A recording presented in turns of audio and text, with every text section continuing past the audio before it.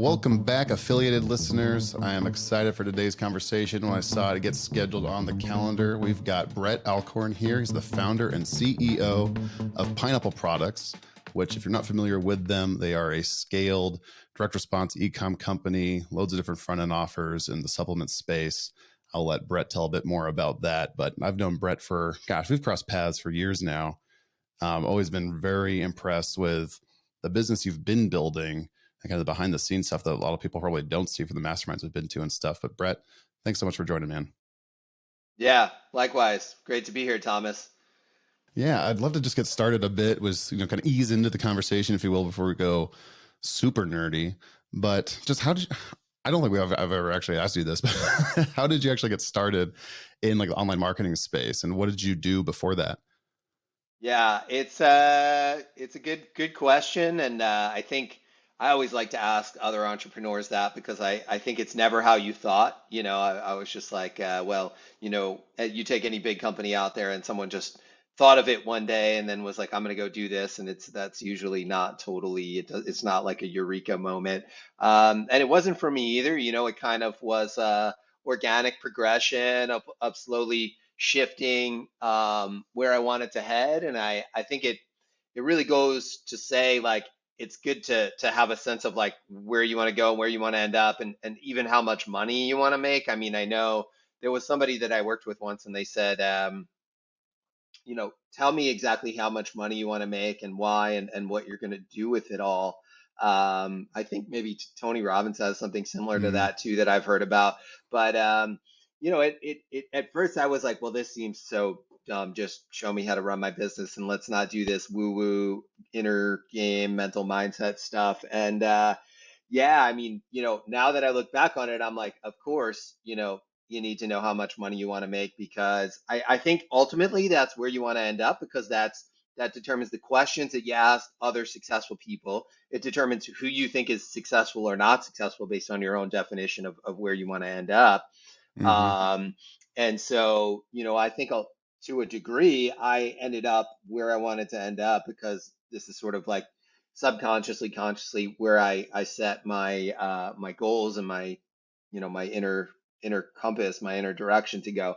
But to answer your question, I was in school in New York City. I was at a design school, and it was a cool school. It was a cool program. It was an industrial design program. So basically, doing like product design, a lot of focus on, like user behavior, user interaction, what Oh, people gotcha. Yep. need. Yeah, how do you make things easier to use? We learned a lot from this company called IDEO. So they're like the ultimate research company. They're so good at it, like they don't even do it just for product design anymore. They can fix any problem by doing research. And so it was a lot of that and a lot of manufacturing techniques, things like that. And I had always been also interested in business. So I was interested in design, interested in business. So I was pushing the school to let me take some business classes. I took some classes at Stern at NYU because the school wasn't really a business school, it was a design school. And then I also started going to meetup groups. So, this is around a pivotal point in time, at least in my memory, when this movie, The Social Network, came out. And Oh, I sure. think Yeah. when to me, at least personally, when that movie came out, that was when people were like, oh, wait a minute, there's a lot of money in these like websites or whatever, and then it was like a gold rush, right? I mean, the number of people who probably tried to start social networks of some sort after that movie came out was astronomical. Oh, sure. Yeah. um Or the next Facebook, right? How many times have you heard that? yeah, Yeah. exactly. Yeah, so Yeah. I was going to like these meetup.com groups, and I was going to all types of stuff. Meetup.com was pretty cool back then, so you would have people that would do seminars on self-help stuff. I was a young kid, so like, anything to make my life better. At that point, I was hungry to learn. So self-help stuff, business stuff, startup world. I was going to a lot of meetup groups. And at some point, I started volunteering at some of them because I wanted to go for free and I was a Oh, college okay. student. Yeah. And at one point, I took over one of these groups and started running it myself. And essentially, the business model was I would go out, I'd find a speaker that people would be excited to want to hear from and learn from. And that speaker would come talk for free, either because they wanted to promote their company or they had a service to sell, like some kind of coaching or consulting.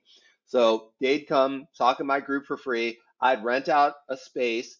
I'd set up all the chairs. I'd set up a projector and an AV system, and they would come and they'd give a presentation. And I would promote the group on meetup.com and through an email list. And then I'd get people to the event, and it would just kind of grow organically from people joining the meetup group, friends telling friends about it.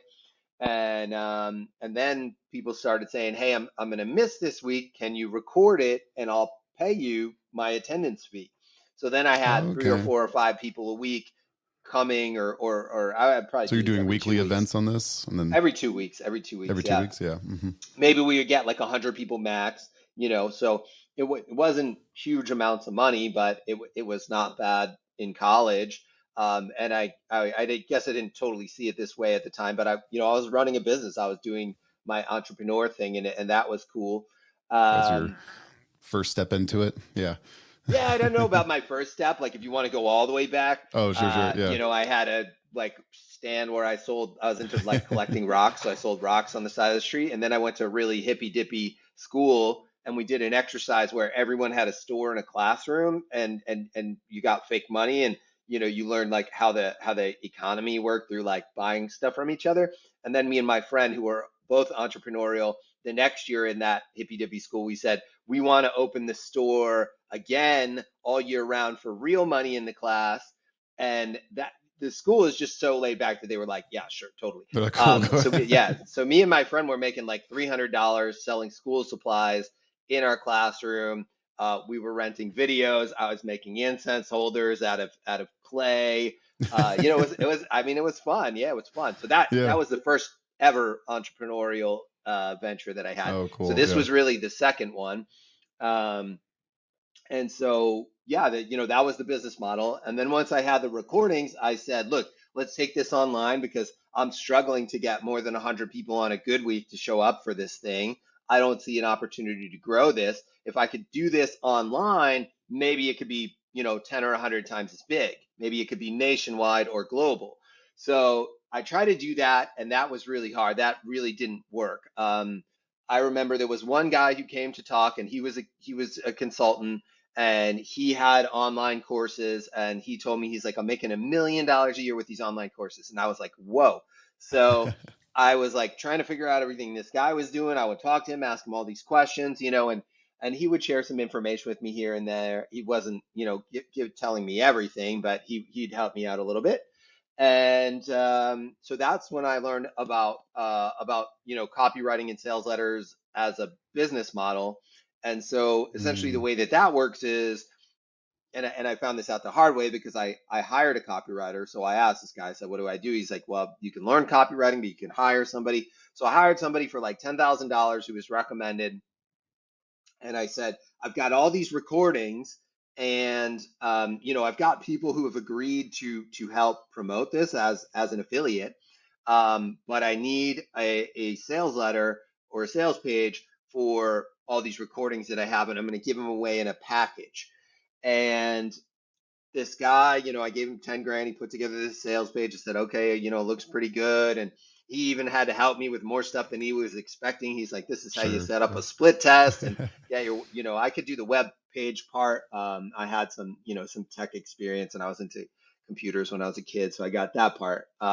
So we set up this web page, and I had my friend promote it. And he comes back to me and he's like, I'm sorry, Brett, I like you. I can never promote this again. This did awful. It's just really no good. And that was kind of like my oh crap moment, because I realized, I just had no idea what I was doing, and I had tried to throw money at the problem. And I guess in my head, the way I thought that the steps would play out is I'd hire the copywriter. The copywriter would write a great letter. Then I'd find affiliates. They'd promote the offer. I'd have money rolling in, and then I'd go from there. Right. I didn't So easy, yeah. foresee Yeah, I didn't foresee that I would hire the copywriter and it wouldn't work because I didn't know something that I needed to know. Right. And I've had to learn that lesson a lot. And I've also learned that, if you don't know what you're doing and you do try to throw money at a problem, it can usually be pretty disastrous. So that's when I started reading books on copywriting, and I would say that that got me a little bit of progress, but I really didn't get major progress until I found a copywriting coach. So this was somebody who's already Okay. good at copywriting, who could coach me, and then he could, that's How'd when you, the yeah. copy, yeah. I chat with a lot of copywriters, right, in the space and things like that. And that junior copywriter piece it's a grind, right? They're trying to make it, they're trying to get clients, they're trying to do whatever they can. How did you find a copywriting coach to kind of take you under the wing? Yeah, I think through word of mouth. I'd have to ask my coach, how we originally got connected back then. But he probably came recommended to me, and I talked to him, and I said, "Here's what I'm trying to do," and he sounded like he knew enough to help me with that. And I definitely worked with more than one coach, but one person sort of helped Hmm. me, when I had no knowledge. And that person, his name's Colin Chung. He actually works in my company now as the director of copywriting, training my copywriters. Oh, cool. So Okay. yeah, it's kind of come full circle in a way, where we're working together again, but in a different capacity. So that's pretty cool. Colin's great. I think he's great at training people. Definitely, if anybody's listening and they're a copywriter and looking for work or looking for education or to join a company, we're always hiring, and you can email me or email Colin. But he really helped me kind of get from nothing to something, and ultimately it was finding more coaches, better coaches that were more specified in the areas in which I was trying to write to, that led to bigger and bigger success, and asking other business owners who were having the type of success that I wanted to have, how they recommend that I do that. And some people didn't want to be forthcoming with that information, or didn't want to give me the time of day. They're like, I worked hard to get to this, and screw you. I don't know who you are. You're just some random guy. But other people I was a little friendlier with, Yeah. and they were a little more giving, and they, could see that I was really trying to bust my butt to make it. And they were like, I remember when I was there too. And they helped me out, and they weren't so worried about me, being a competitor and destroying their business or whatever. So, and I don't think that that was a real threat to them anyway. So No, I've always been very impressed with the space, but how forthcoming people are, right? And I think game respects game, right? So when they see someone that's hustling and making maybe not the right moves, but the right moves for them right then, they recognize that and can jump in and like, oh, hey, here's a path forward that helped me kind of thing and can really help people elevate. Were yeah, you finding most of these people through the live events you were throwing, or was it from different events you were going to, or like how were you kind of networking through all that time yeah. period? So that's a good question, right? So when I found my friend who had offered to promote this course, he was part of like a network of people, and so I was able to meet a bunch of other people, and they were all in contact with each other because essentially they had in some ways it was a business and advice network, but in other ways it was also a cross promotional network. So different people would have different courses, and they would all promote each other's courses because with online courses and books and even health supplements, right? When someone wants to get fit, they might buy 5 books on getting in shape, or they might Sure. buy Yep. 5 health supplements to get ripped at the gym or whatever. So it's not really like a winner takes all market. Whereas if you've got somebody who's buying a cell phone, right? If they buy an iPhone, everyone else is screwed, right? So those markets are a little more cutthroat, and you don't have the CEO of Samsung calling and asking the CEO of Apple for help, because it is a cutthroat market, and it is, kind of like a fight to the death. Whereas with these online courses, it's not a fight to the death. So you can learn a lot about entrepreneurship. And that's one of the reasons that I'm kind of grateful that it's my entrance into the business world, because, I think it provided me a lot more opportunity to learn and grow from other people. Whereas if I had come up in another industry, I'm sure there still would have been people I could have learned and grown from, but maybe they would have been running slightly different businesses or whatever. So Sure. Yeah. So, were you able to get that, like the course recording? Were you able to get that product off the ground, or is that something that you so it ended up?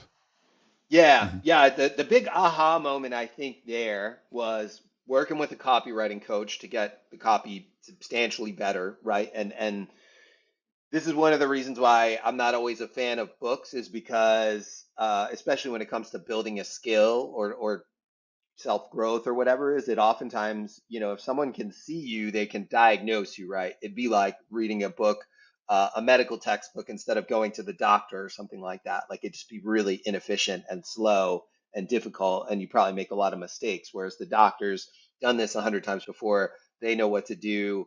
They can find the problems easily, tell you how to fix them. They've done it 100 times before, and they can do it in their sleep.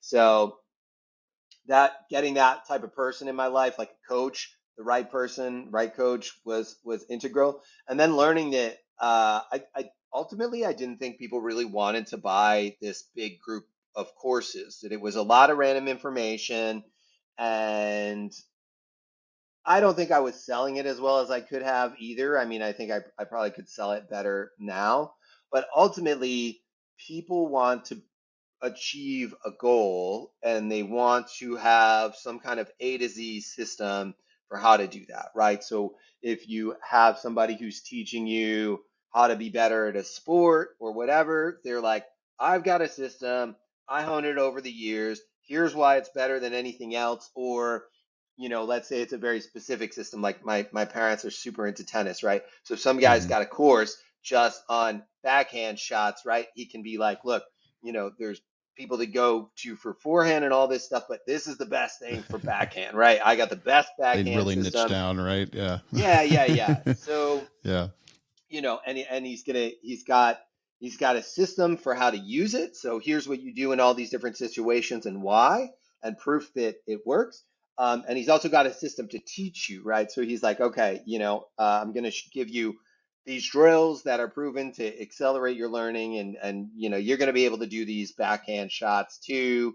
It's not going to take you 3 years or a year like it took me. I've found a way to make it so efficient you can learn it in just 3 months, right? So you're going to be learning it 10 times faster than it took me to figure it out, and twice as fast as it took me to teach my Right. students Yep. for the first 5 years, because I've gotten so much better at this. So then you feel like, okay, this is valuable. I've got somebody who's really good at this thing. He's got a really good system. Lots of other people are using it, and they've given testimonials and talked about it. And he's got a really fast way of teaching it to me, and it's not going to be a huge amount of time and energy and effort and work, because he's so efficient with it.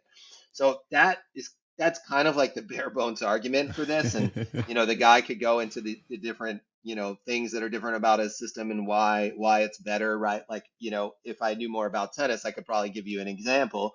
But for example, I played hockey as a goalie, and I don't know, maybe 20 years ago, there was this dispute over whether you would play butterfly style, where you always go down on the shot, and one where you stand up, right? People would argue, Okay. if you Yep. stand up, you can move around better, and you're more mobile, and it's better. And the butterfly people argued, it's too, the puck could bounce off anything. It's too hard to react last minute, and so you just want to statistically create as much coverage as possible. So that would be an argument if you had just invented the butterfly style, like whoever invented it. I think it was mostly like this goaltender Patrick Waugh, who played for the Canadians. So he would come out with a course, and he'd say, look, like, everyone is all about standing up, but I've won the Stanley Cup, and I've been VIP and all this stuff, and here's my method, and basically it's based on statistics, and I'm not going to tell you how to implement it in my marketing, but I'm going to tell you why it's different and why it's better, and Mm-hmm. why I'm the, show you all the proof about how I'm the best. I'm won the cup, won VIP, all this, things.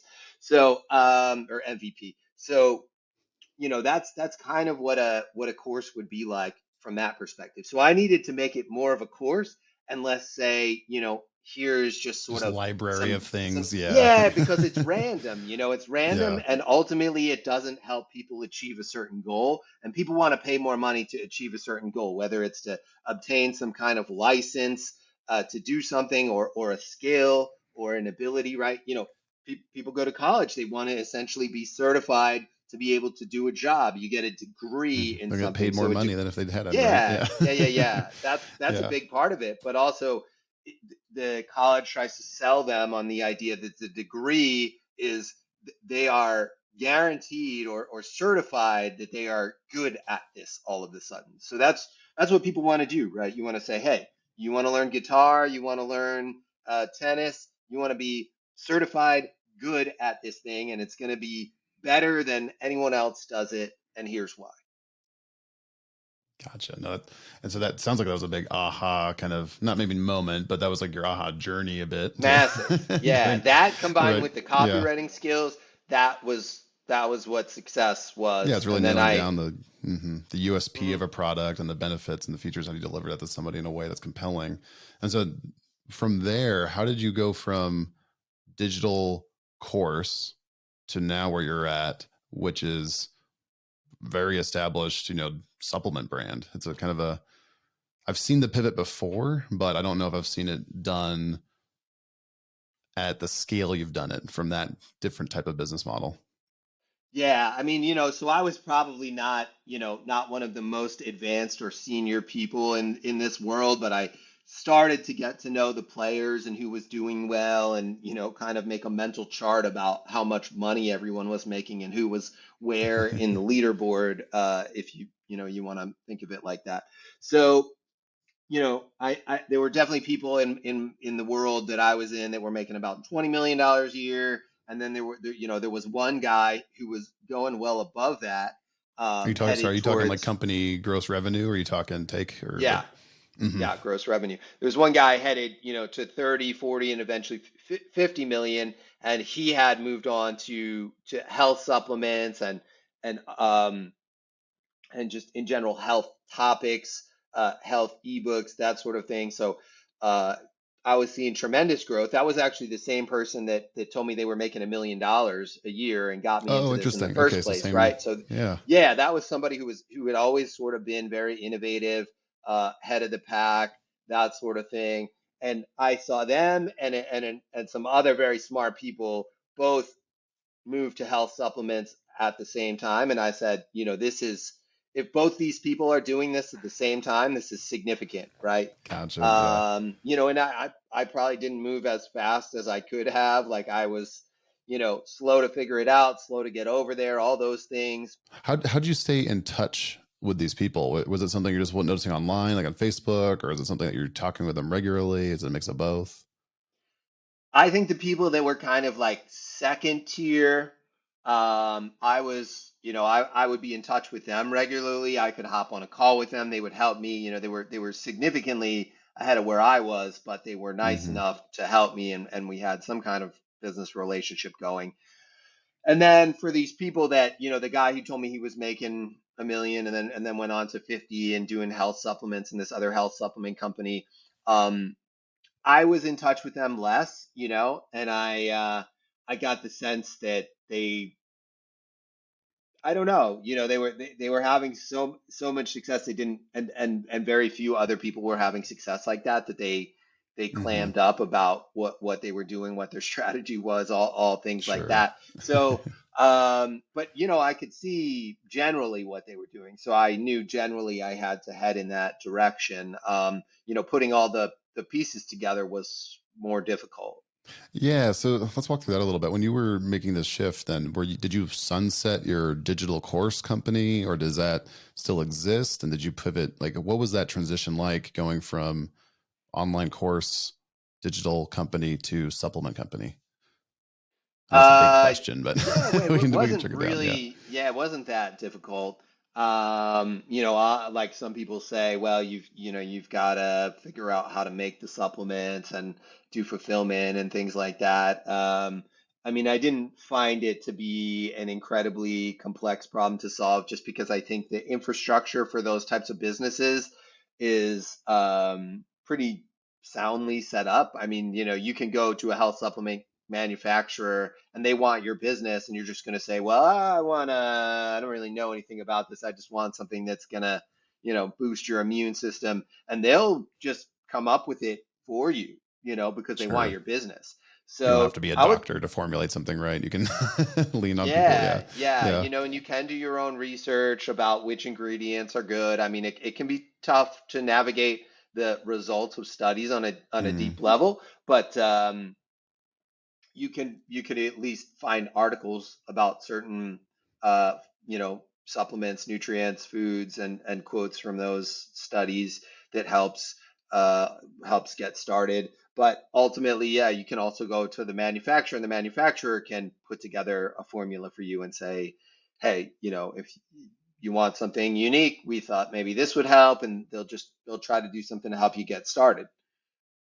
And so so did you just make a hard shift and just like go right into that? Were you building that up while the online course business was still humming along? Like, how was that pivot Yeah, point, if you I will? did it Yeah. together. The Hmm. online course business was doing well enough revenue wise that it didn't really make sense to jettison it.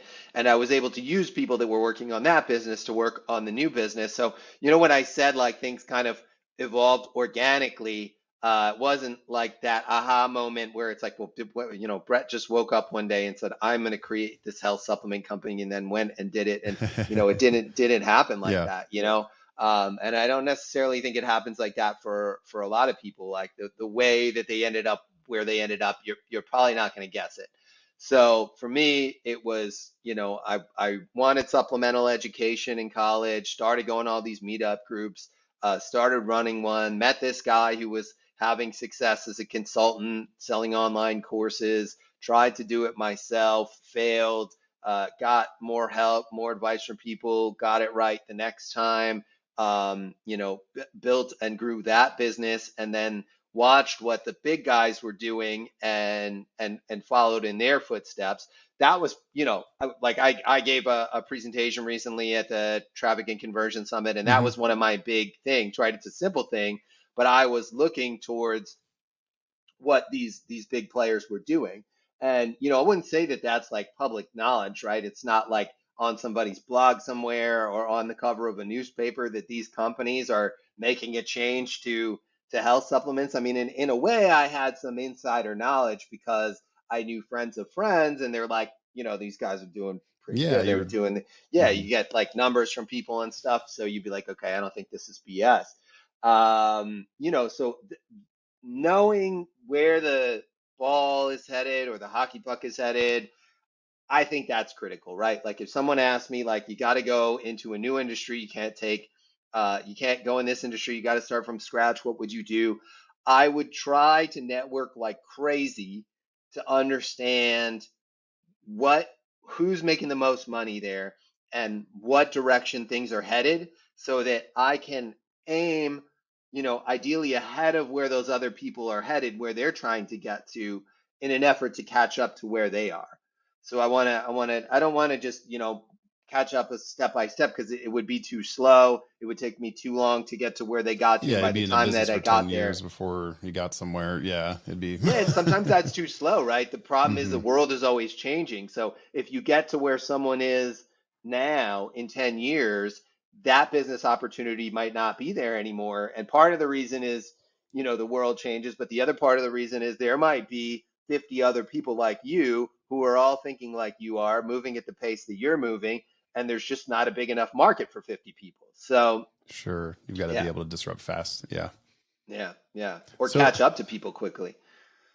yes, no, that's a good point too. Yeah. Yeah. When, so how long, I guess, so do you still have the course business or is that, That's the business that we sold. So at one okay, so point, you've I sold think that. that Yeah. maybe that peaked at like about $3.5 million a year, Hmm. something like that, and then it kind of dropped down to a steady $1 million a year without any energy in it, really. Sure. So I basically said I'm going to put all my focus and energy into the supplement The business, and I'm supplement just going to side. let this other thing run on autopilot, and it was fine.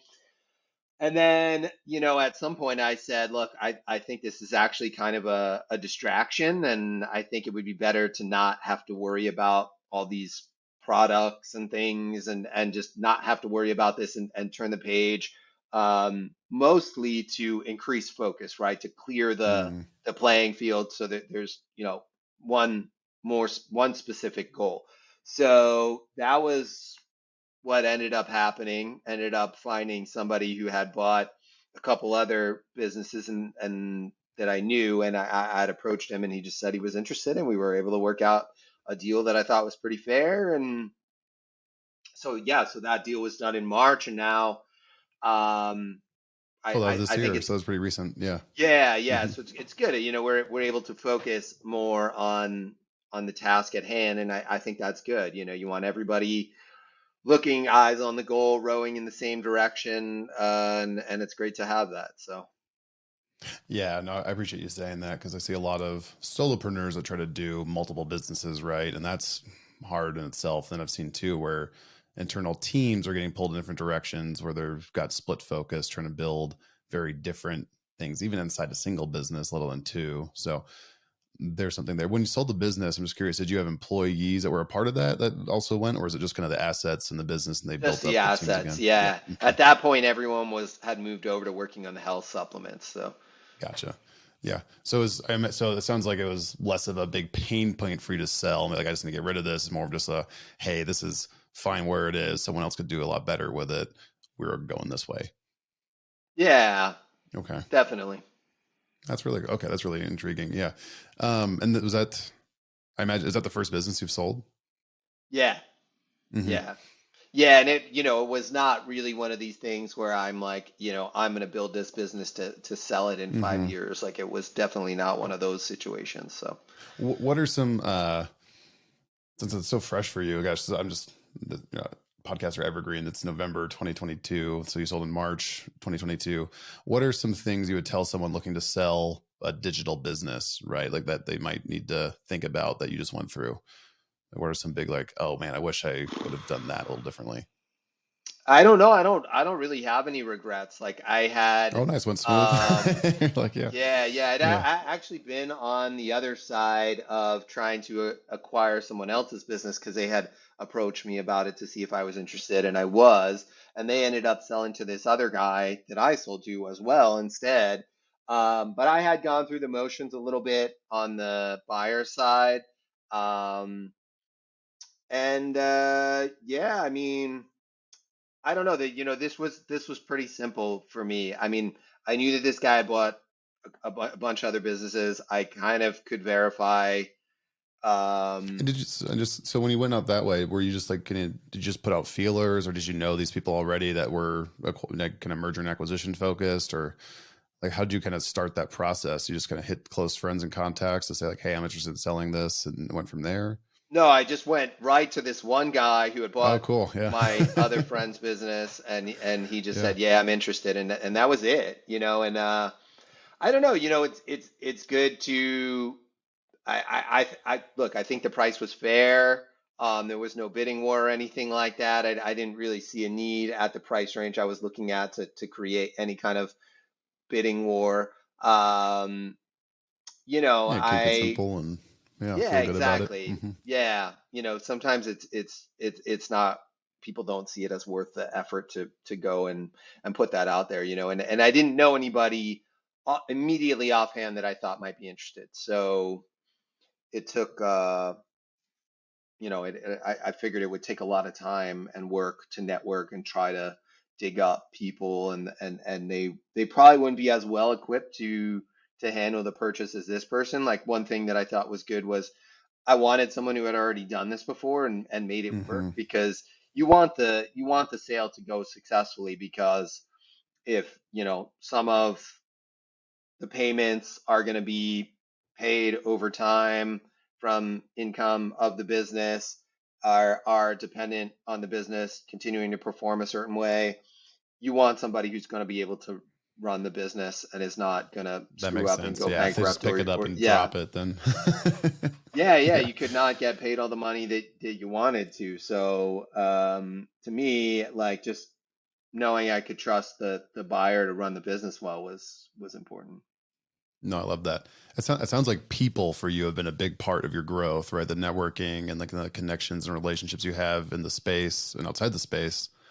I'm really curious about internally for like pineapple products, for example, like how, and if you can speak maybe a little bit to just the size of your company and employee size and maybe revenue size of however comfortable you are doing that.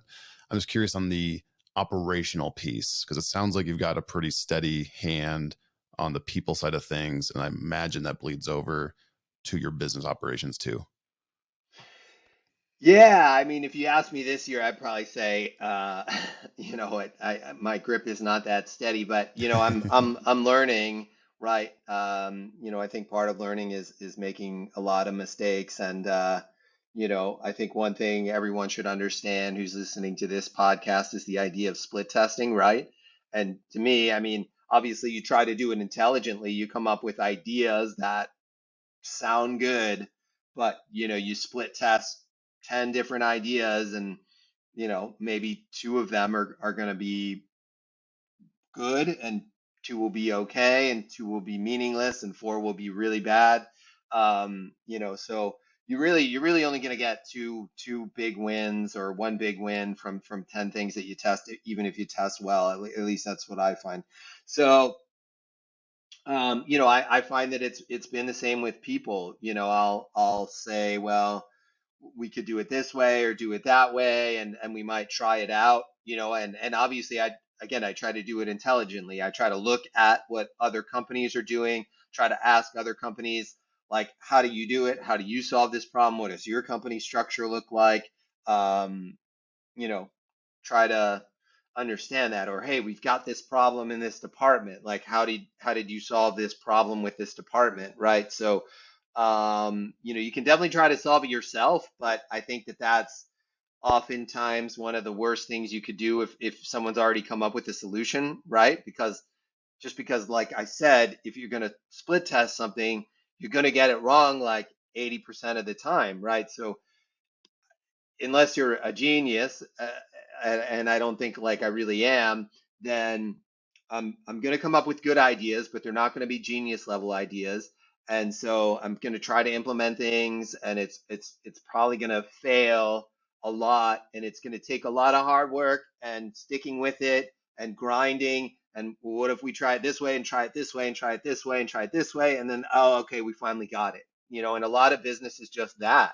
It's just sticking with it through five failures in a row to get to the sixth success, and then moving on and repeating that problem again, and or that whole thing again and again and again and again. You know, just trying to solve a problem, trying to solve a problem, trying to solve a Is problem, there trying to solve a problem. is there a recent like breakthrough on a problem you've had in the last 3 to 6 months that you're just like, oh, that was a big one for us? I mean, in the last 2 years, that's not as recent. I'll try to think of one more recently, but like a major change in the business was, you know, we were really good at affiliate marketing. That was what I was good at, how I started the So business affiliates are off, driving right? revenue Yeah, that to was where all the okay. traffic came from, and I had partnerships with people.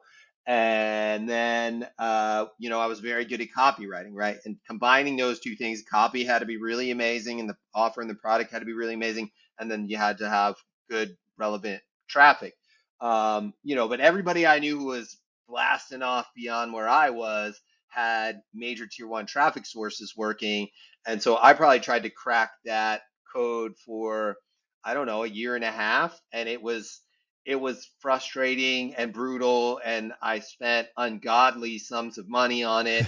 And I assume you're talking Facebook here. Is that? yeah, I mean Facebook Mm-hmm. and Google. Yep.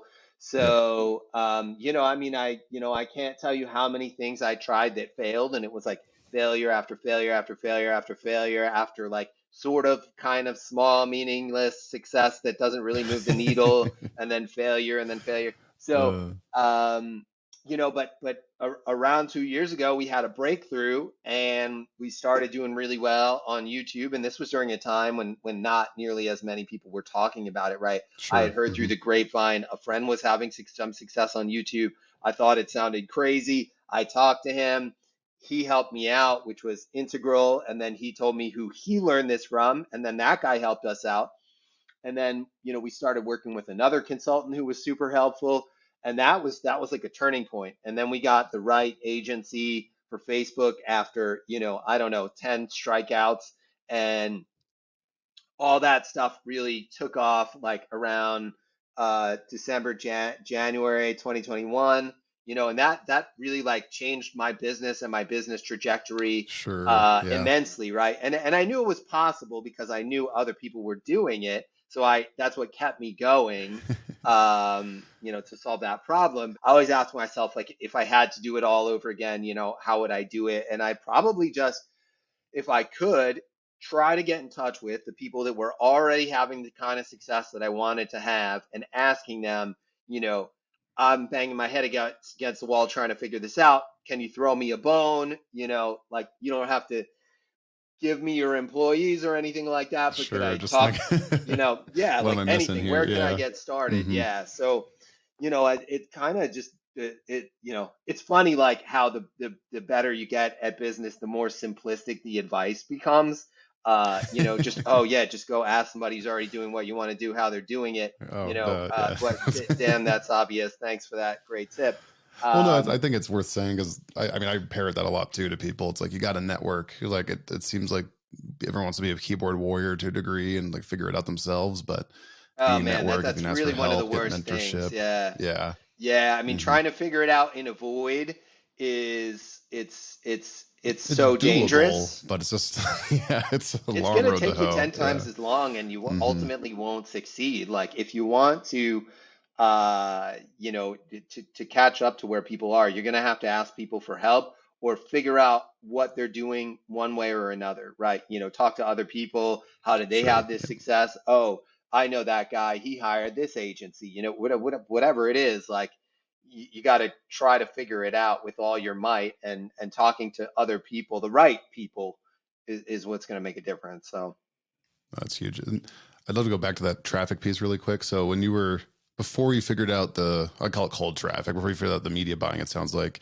how much of it your customer acquisition was through affiliates on like a percentage basis? Was it like 80/20? Was it 70/30? And then what is it now after you've been able to crack that? yeah, Uh, this is a mhm. statistic that really shocks people. So I Yeah. mean, at one point, my my business was 100% affiliate traffic. Hmm. Now it's probably 10%. Oh, wow. Okay. Sorry. I'm going to nerd on that real quick. So is that 10%? Is that the same number it was 2 years ago? You just have added It's additional bigger. pie, or is It's it bigger now. bigger? Our Oh, dude, that's affiliate awesome. revenue has grown, and it's a fraction of what it was, and everything that I had ever heard about other people having success with tier one traffic sources and all this stuff, it's true. And I don't even think I have a command over this stuff that, the big fish in the space do. I mean, Sure. I think Yeah. they're probably able to do it 3 to 5 times more effectively than I can right now. So yeah, No, I really hope people can key into that because that's something I see as a big missing piece of a business is when affiliates are a great customer acquisition strategy. Obviously, I'm biased and all that to where I work, but it's people who can control their own destiny to a degree with figuring out those cold traffic pieces. It's a rising tide, right? Your offers perform better. Your affiliates perform better. Like everything kind of go up that way. So, can you just break down maybe your team structures a little bit? Like what I imagine I can take some guesses here, but I'd love for you to just break down the kind of the way you've structured your teams at Pineapple Products. yeah, sure. It's still evolving. I would say a major transformation in the business happened after we really figured out how to advertise on YouTube and Facebook. I So figured, at yeah, that that's, point, yeah, that was kind of, I don't know, you think like if there was an initial like one first McDonald's franchise, they probably got that to a certain level of quality and efficiency and profitability. And then they said, okay, this is amazing. It's working great. Now we've got to go take this and replicate it 1,000 times or however many times they set out to do that initially. So it's similar where I said, okay, we have this supplement concept. The goal was to get it to work on Facebook and YouTube, and we've reached that goal.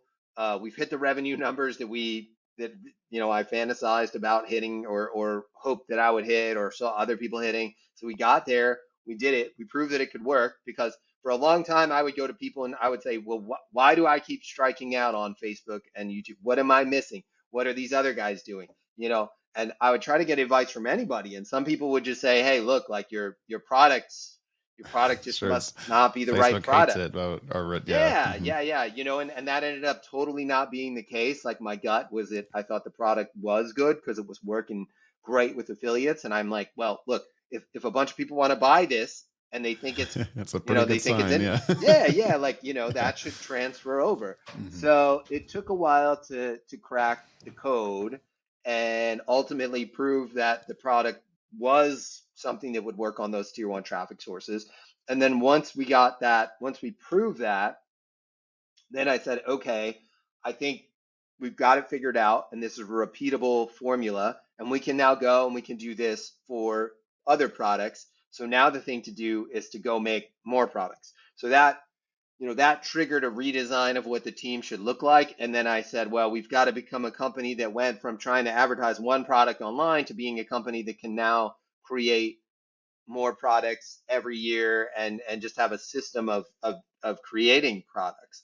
So, if you're going to come out with a lot of products, you're going to do a lot of repeatable processes, and you're going to need to figure out basically what your conveyor belt looks like, right? Who are the different people on this conveyor belt? What are the different steps and the different processes? Obviously, I knew copywriting was going to be a huge part of that. Video is a huge part of that, right?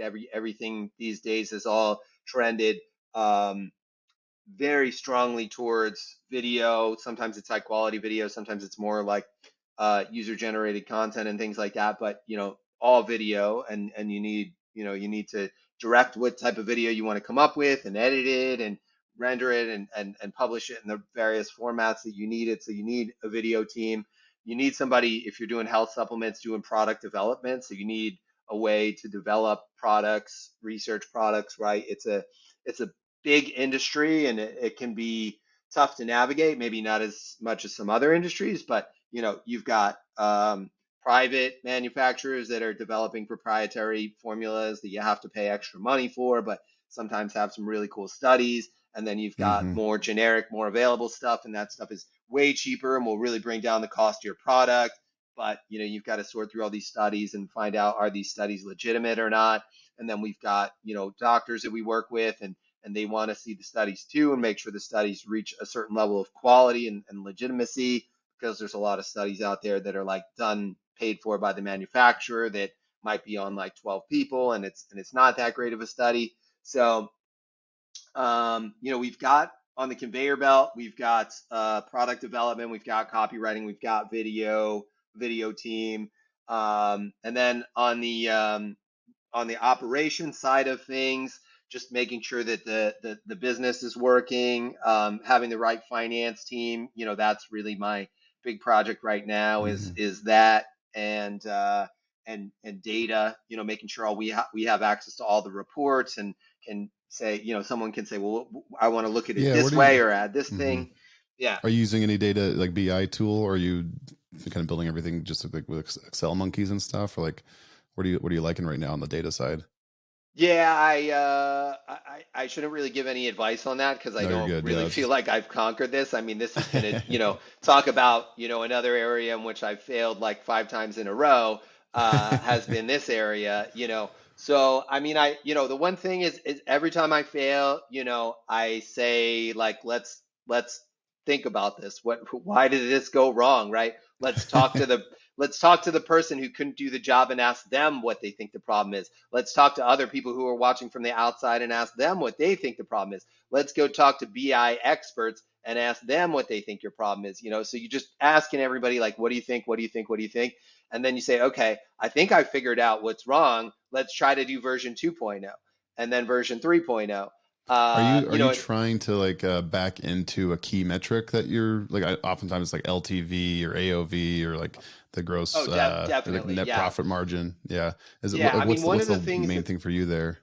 Yeah, one of the things that I learned pretty quickly from the top people in the space, and I could realize pretty clearly, was that you really needed to understand your customer lifetime value, and not just the total value of them, but their value after certain expenses have been taken out. So like Sure. refunds, chargebacks, cost of goods sold, shipping and handling. I even take out, the credit card processing costs and things like that. So, Hmm. after that, what is Customer the service average? fees on top of that, right? Yeah, I it's like, actually no, I don't I yeah. don't take that out because I can control Okay. that, right? I Hmm. figure I can't really control the cost of goods, can't really control the cost of shipping. I mean, Gotcha. you Yep. can, but there's like a limit, right? You're not going to cut your shipping costs in half because, UPS is not going to do that, right? You can't cut Right. your credit card processing in half because the credit card companies aren't going to do that. So you've got limits there. But with customer service, you could potentially go the way, some tech companies go and say, hey, we're going to go email only and cut this thing down to a fraction, Oh, sure. or That makes sense. or Yep. we're going to do the Hmm. Rolls Royce and do 24/7 American customer service. So you can control that a lot, but you can't really control the other things. So that's why I keep those there. And so with regards to that, um, that's been sort of the key to ensuring that we don't lose money, right? Like the Because are worst case, you? yeah. Mhm. Well, I'm curious because are you how? I imagine you're trying to get more comfortable not being break even or profitable in day zero customer acquisition. Is that what you're trying to back into? Uh, well, I try to get as much information as I can. So I look Hmm. at it, I'll look at intervals of lifetime customer value out from the data purchase. And so we'll say like, well, what is the average lifetime value for a big group of customers? So it's meaningful data after, 30 days after purchase, 60 days. And, you look at all these intervals after a year. And then that tells a story, right? You're like, okay, well, Yep. maybe all these people, they buy a bunch up front. And then maybe some of them subscribe to your, auto shipments. And so you got 30% of people on your auto shipments and they're getting auto shipments over time. And then, it looks like about 4 months out, that really starts to take a dive. And now your lifetime value on average is only going up by $1 month to month, not $5. And then it's a fraction of $1. And it's sort of does that, that curve that goes to zero. So, um, that that then you're like, okay, well, let's just measure up to 4 months because it doesn't really add a whole lot of value after that, something like that, right? So you say, okay, we're probably going to get most of our money back in 4 months, and this is how much we're going to get on the first day. And so then you can figure out, like, can I go in the hole in a little bit, or do I not want to at all? Like, I mean, most of the time I would say we really don't go in the hole at all, which is a great Nice. way to Yeah. run the business. Yeah, Hmm. because then you don't have negative cash flow. So yeah, Awesome. No, thanks, man. No, it's a yeah, um no, gosh, I could chat with you all day on this stuff here. it's A cool you're wealth of into it, experience through man. this. Oh yeah, Yeah. no, this is no, we're like, yeah, it's fun to learn from people like yourself and who've been through it. I'm curious as we get as we can wrap this up, is what, when you look at 2023, there's a lot of stuff going on in the news cycle. There's a lot of stuff happening in the world, different, trends in business too, with Facebook, iOS still fighting and things like that. And there's just a lot of uncertainty up there. But what are you most excited about when you kind of look a year from now, looking out or future casting it a bit? What really gets you going where you're like, yeah, I'm excited to chew on that? Are you talking about things in my business or things in Yeah, the in your world? business. Yeah. In your business. Yeah. Yeah. Yeah, I mean, like I said, the business has gone through a big shift, right? From this company that was trying to market this one product to trying to create a conveyor belt. It's like going from an adolescent to becoming an adult. It's that shift of like going through puberty, and as painful and awkward as it is and all those things. So, I think that this year and last year have been really stressful in terms of trying to do that, because you've got all these people that are coming in doing things that you've never tried to do before as an entrepreneur, and a lot of times they've never tried to do, right? And you're trying to figure out these solutions to these problems by asking other people for help and coming up with ideas and asking people, well, what do you think the problem is? What do you think the problem is? And having these postmortems and making improvements and stuff. And I knew that it would be a challenging process and we'd have to solve a lot of problems doing this, because building a conveyor belt it's complicated. When you listen to like Elon Musk talking about Hmm. getting like the assembly line going for the Model 3, that was complex, and fixing things and tweaking things and what's the problem and what's going wrong here. so it's a little bit like that. It's a little bit like building a physical assembly line, but you've got an assembly line with people and processes, and you have a lot of people come in, and maybe they didn't have all the information that they needed, so you've got new people dealing with new people, and it's been super educational, super challenging, but I think that factory is really going to start to like click into place, and the gears are going to start to turn. It's going to start to look like a real factory that doesn't have all these problems or things getting stuck in the gears or things falling off the conveyor belt. And then, and then it's going to be really cool to sort of see that happen, and see things sort of like gel and get smooth, and then I think the company feels very capable and confident and powerful, and has an ability to do big things. And I think we'll probably see a lot of growth because of that. 100%. I would agree with that. Yeah, I look at a lot of companies, right, and the ones that differentiate themselves with scale. They have their back end processes, SOPs. They have their people and teams structured in a way. And right, they're always implementing and changing, like you're alluding to, right? But they have structure and they have operations. They've done the boring stuff, and that lets them do the fun, exciting stuff on the marketing side, the sales side, in efficient ways, and roll out the split tests in really efficient ways, because they have those teams and structures and processes in place to really push out cool marketing initiatives quickly and kind of beat their competition that way. So yeah, Totally. I can gel with that, man. No, that makes a lot of sense. So I'd love to know how, like, so you've already mentioned a little bit what you're kind of looking for now, like finance and data pieces. But if someone has something for you, or maybe good affiliates for you, like what's the best way for them to get in touch with Pineapple Products and kind of get a look at what you're doing? Yeah, I don't mind giving out my personal email here if people want to email me. It's just Brett, Brett at pineapple.co. So not .com, but .co.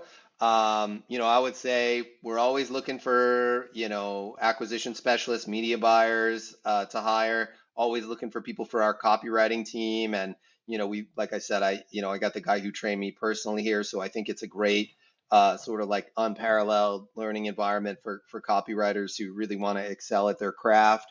And then, yeah, I'm always down to talk to consultants, people I can learn from, other business owners who might be listening. Like I said, there are lots of other business owners who help me on my path. So, if somebody's um, feels like they're kind of coming up the path behind me and wants to chat, happy to do that. Happy to talk to other people who are, kind of doing in similar business sizes with similar challenges. Like I like you said, I mean, it's a good observation. I think a lot comes from having conversations with people. So 100%. And what are some of the next events you're going to be traveling to? I'll be at ASW in January. I Oh, think that's sweet. the Place on the major west one. there. Yeah, Yep. Mm-hmm. yeah. Nice. I think I'll see you out there. I'm trying to figure out if I'll go to that, or Onyx and Gall is doing another expert thing right before that up in Baltimore, kind of a few days before that. And yeah, we're kind of kicking it off again. So, well, Brett, Cool. thank you so much for your time. If you've got any other words of wisdom, please feel free to share it here. But I know we're approaching an hour here, so I really appreciate you taking the time out of your day to share with the affiliated audience. Really appreciate what you're doing. And yeah, please get in touch with Brett if you've got traffic for him or can level up with him. That's Brett at pineapple.co. And happy scaling, everybody.